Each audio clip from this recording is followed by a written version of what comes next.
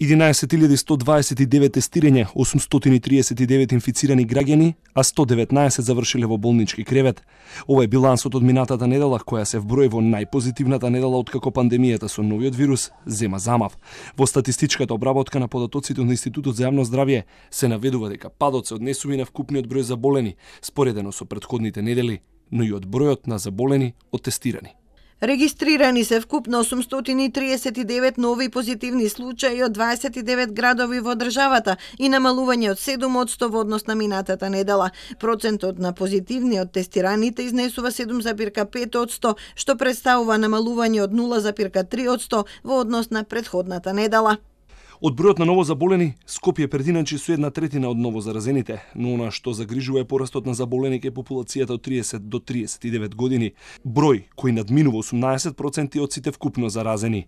Се уште најпогодени од вирусот се оние граѓани на 60 години или 24%, кај кој вирусот бил присутен и изминатата недела.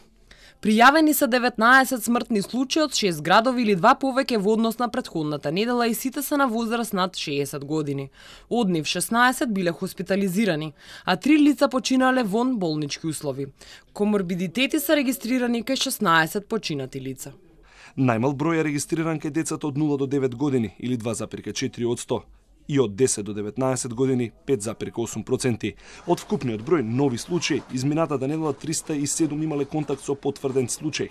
Од градовите на Скопје му отпаѓаат 5700 вкупни инфицирани од почетокот на пандемијата, а зад него се Куманово, Тетово и Штип, а инфицирани бележат сите 29 градови во земјата, додека последно е Пехчево со 12 инфицирани. Македонија се уште е предводник во морталитетот на целата популација споредено со земјите од регионот, со 275 жртви од болеста COVID-19 на 1 милион жители. Задна се Босна и Херцеговина со 174, Бугарија со 82 и Србија со 81 починат на милион жители.